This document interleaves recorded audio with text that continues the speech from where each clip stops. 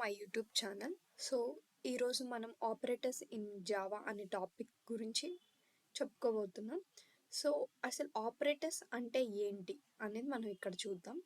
Operators అనేది ఒక specific symbol used in Java to perform operations on variables and values మీద మనం ఏదైతే కొన్ని ఆపరేషన్స్ చేయబోతున్నామో దాన్నే మనం ఆపరేటర్స్ అంటాం. ఇందులో మనం కొన్ని స్పెషల్ సింబల్స్ యూస్ చేస్తాం. సో దానివల్ల మనకి హెల్ప్ ఏంటి అంటే మనం ఈజీగా క్యాలిక్యులేషన్స్, కంపారిషన్స్, లాజికల్ డెసిషన్ మేకింగ్ ఇవన్నీ ఈజీగా చేసుకోవచ్చు ప్రోగ్రాంలో. ఓకేనా? సో ఈ ఆపరేటర్స్లో మనకి కొన్ని టైప్ ఆఫ్ ఆపరేటర్స్ ఉన్నాయి. సో అవేంటో మనం ఇప్పుడు చూద్దాం. జావా ఈ టైప్ ఆఫ్ ఆపరేటర్స్ మాత్రమే సపోర్ట్ చేస్తుంది. ఒకటి arithmetic operation, relational, logical, assignment, unary, bitwise and ternary. So ఈ ఆపరేటర్స్ మాత్రమే జావా అనేది సపోర్ట్ చేస్తుంది. సో ఫస్ట్ అర్థమెటిక్ ఆపరేటర్ అంటే ఏంటో తెలుసుకుందాం.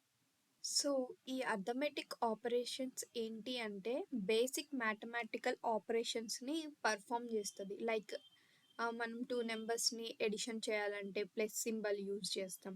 లైక్ మైనస్ అంటే minus symbol, star and hash, modulus, ఇలా ఈ ఆపరేటర్స్ని యూస్ చేసి మనం ఈ అర్థమెటిక్ ఆపరేటర్స్ని యూస్ చేస్తాం. సో ఫస్ట్ మనం ఒక ఎగ్జాంపుల్ చూద్దాం.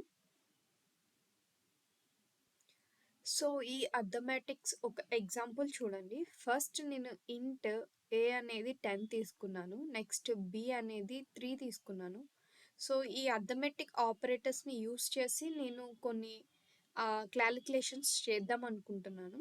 ఫస్ట్ ఏదైతే నేను ఎడిషన్ చేద్దాం అనుకుంటున్నాను, సో దానికి నేను యూస్ చేసేది ప్లస్ ఆపరేటర్. ఇక్కడ ఉంది చూడండి. సో ఏ ప్లస్ బి అంటే ఈ రెండు వాల్యూస్ యాడ్ అయ్యి నాకు 13 అనే అవుట్పుట్ వస్తుంది. నెక్స్ట్ 10లో నుంచి -3 అవుతుంది, సబ్ట్రాక్షన్. సో ఇది వచ్చేసి స్టార్ సింబల్ వచ్చేసి మనం మల్టిప్లికేషన్కి యూజ్ చేస్తాం. So divided, next modulus. So ఇది అర్థమెటిక్ ఆపరేటర్స్ అనమాట. ఓకేనా? నెక్స్ట్ వచ్చేసి మనం రిలేషనల్ ఆపరేటర్స్ని ఎందుకు యూజ్ చేద్దామో చూద్దాం. సో రిలేషనల్ ఆపరేటర్స్ అంటే ఒక టూ వాల్యూస్ని మనం కంపేర్ చేసేటప్పుడు మనం ఈ రిలేషనల్ ఆపరేటర్స్ని యూజ్ చేస్తాం. సో ఇక్కడ డబల్ ఈక్వల్ టు, ఒకవేళ టూ వాల్యూస్ అనేది ఈక్వల్ ఉన్నాయా లేదా అనటానికి మనం డబల్ ఈక్వల్ టు యూజ్ చేస్తాం. నెక్స్ట్ ఒకవేళ నాట్ ఈక్వల్ టు అయితే ఇలా. Next greater than, less than, ఆ వాల్యూ దానికన్నా గ్రేటర్ ఉందా లేదా అని చెక్ చేయడానికి.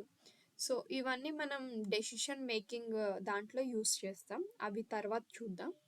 ఇవి రిలేషనల్ ఆపరేటర్స్ అనమాట. దీని మీద ఒక ఎగ్జాంపుల్ చూద్దాం. సో రిలేషనల్ ఆపరేటర్ ఎగ్జాంపుల్ చూడండి గైస్. సో ఇక్కడ ఏమీ లేదు, ఏ అనేది బికి ఈక్వల్ ఉందా లేదా అని చూస్తున్నాం. సో ఇక్కడ నాట్ ఈక్వల్ టు, ఏ అనేది ఈక్వల్ ఉందా లేదా బీకి అనేది.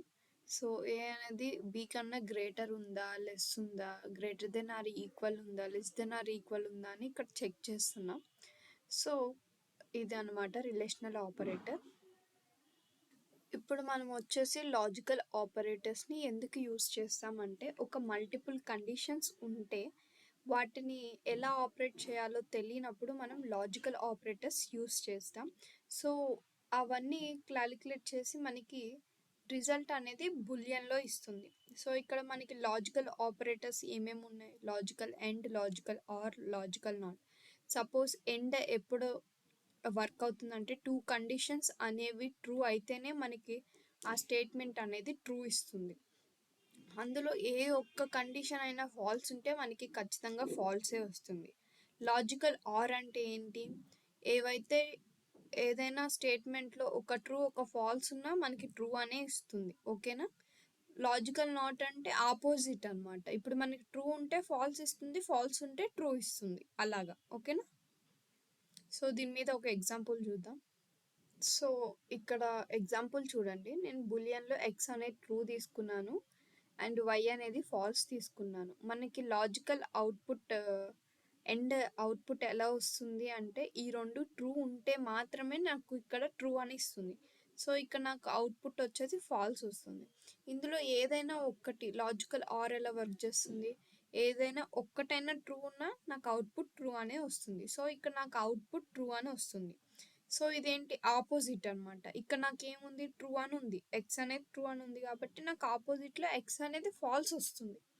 సో ఇది లాజికల్ నాట్. ఓకేనా, అర్థమైందా?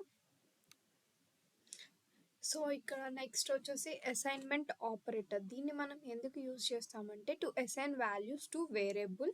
They are also help update values by combining with arithmetic operator. ఇదేంటి, ఒక వాల్యూని అసైన్ చేయడానికన్నా, మనం యాడ్ చేసి అసైన్ చేయాలన్నా, సబ్ట్రాక్ట్ చేసి అసైన్ చేయాలన్నా, మల్టిప్లై చేసి అసైన్ చేయాలన్నా, డివైడ్ చేసి అసైన్ చేయాలన్నా కానీ మనం ఈ అసైన్మెంట్ ఆపరేటర్స్ అనేవి యూజ్ చేస్తాం. ఓకేనా? సో దీని మీద ఒక ఎగ్జాంపుల్ చూద్దాం. సో ఇక్కడ అసైన్మెంట్ ఆపరేటర్స్లో నేను ఒక వేరియబుల్ తీసుకున్నాను ఇంటి 5 అని. నెక్స్ట్ ఇక్కడ నేను అసైన్ చేస్తున్నాను. సి అనేది ఎంత వాల్యూ వస్తుందంటే 5. సో ఇక్కడ నేను మళ్ళీ ప్లస్ చేస్తున్నాను. ఇలా రాయకుండా మనం ఈ అసైన్మెంట్ ఆపరేటర్స్ యూస్ చేసి ఈజీగా చేసుకోవచ్చు. సో ఇక్కడ నాకు ఆల్రెడీ 5 ఉంది, 5 + 2 యాడ్ అయ్యి దానికి అసైన్ అయిపోతుంది. అంటే నాకు ఇక్కడ అవుట్పుట్ సి అనేది 7 వస్తుంది. సో ఆ వచ్చిన ఆన్సర్కి మళ్ళీ నేను ఇంటూ 3 చేస్తున్నాను. ఓకేనా? అలా అసైన్మెంట్ ఆపరేటర్స్ యూస్ చేద్దాం. నెక్స్ట్ ఆపరేటర్కి వెళ్ళిపోదాం. సో యూనరీ ఆపరేటర్ అంటే ఏంటి? దీన్ని మనం ఒక సింగిల్ ఆపరెంట్కి యూస్ చేస్తాం. సో ఇక్కడ మనకి ప్లస్ ప్లస్ అనేది ఇంక్రిమెంట్ అవుతుంది, మైనస్ మైనస్ అనేది ఒక వాల్యూ డిక్రీజ్ అవుతుంది. ఓన్లీ ఒక వాల్యూ ఇంక్రీజ్ అవుతుంది, ఒక వాల్యూ డిక్రీజ్ అవుతుంది. ఈ నాట్ సింబల్ ఏంటి, reverse of a Boolean value, Boolean వాల్యూకి రివర్స్. సో దీని మీద ఒక ఎగ్జాంపుల్ చూద్దాం. సో ఇక్కడ చూడండి, నాకు ఇంట్ డి = 7 అని ఉంది. సో ఇక్కడ నార్మల్గా నేను ఇంట్ డి ఎలా ఉందో అలా ప్రింట్ చేస్తున్నాను. నెక్స్ట్ ఏంటి, ప్లస్ ప్లస్ సింబల్ యూస్ చేసినప్పుడు ఒక వాల్యూ అనేది నాకు ఇంక్రీజ్ అయ్యింది. 7 ఇంక్రీజ్ అయ్యి 8 వస్తుంది. ఒక వాల్యూ డిక్రీజ్ చేశాను అనుకో, 8 కాస్త మళ్ళీ 7 అయిపోతుంది. ఓకేనా? Increment decrement order. ఓన్లీ ఒక వాల్యూ ఇంక్రీజ్ అవుతుంది, ఎట్ ఎ టైం ఒక వాల్యూ డిక్రీజ్ అవుతుంది. ఓకేనా? ఇది బాగా గుర్తుపెట్టుకోండి. ఎప్పుడైనా ఒక వాల్యూ మాత్రమే ఇంక్రీజ్ అవుతుంది, ఒక వాల్యూ మాత్రమే డిక్రీజ్ అవుతుంది. ఓకే. సో నెక్స్ట్ వచ్చేసి మనం బైనరీ ఆపరేటర్స్ని యూజ్ చేస్తున్నాం. ఇది వచ్చేసి మనం బిట్ వైజ్ లెవెల్ వాల్యూస్ని కన్వర్ట్ చేస్తాం అనమాట. బైనరీ వాల్యూస్ 0s 1s ఉంటాయి కదండి, అలా వాటిని మనం ఈ ఆపరేటర్స్ యూజ్ చేసి పర్ఫామ్ చేయబోతున్నాం. సో ఇక్కడ మనకి ఏం టైప్స్ ఉన్నాయంటే bitwise and, bitwise or, bitwise XOR, bitwise complement, left shift, right shift. So ఇది మనం ఎగ్జాంపుల్ చూస్తే మనకు అర్థమవుతుంది. సో ఒకసారి ఎగ్జాంపుల్ చూద్దాం. సో ఇక్కడ నేను 2 ఇన్పుట్స్ తీసుకున్నాను. సో నాకు 5 అనేది బైనరీ లెవెల్లో ఇలా ఉంటుంది మిషన్ లాంగ్వేజ్లో. దీన్ని మనం పర్ఫామ్ చేయబోతున్నాం బిట్ వైజ్ యూజ్ చేసి. సో ఇది వచ్చేసి బిట్ వైజ్ ఎండ్. ఎండ్ అంటే ఏంటి, ఒక ట్రూ 2 స్టేట్మెంట్స్ ట్రూ ఉంటే మాత్రమే అది ట్రూ వస్తుంది. ఆర్ అనేది ఏదైనా ఒక్కటైనా ట్రూ ఉంటే అది ట్రూ అని చూపిస్తుంది. ఓకేనా? సో ఇక్కడ 1 ఉంది కాబట్టి లాస్ట్లో మనకి 1 అనేది వస్తుంది. సో అలా చూసుకోండి మీరు ఒకసారి. ఓకేనా? ఇవన్నీ పర్ఫామ్ చేయండి, మీకు అర్థమవుతుంది. నెక్స్ట్ లాస్ట్ ఆపరేటర్స్ వచ్చేసి టెర్నరీ ఆపరేటర్ అనమాట.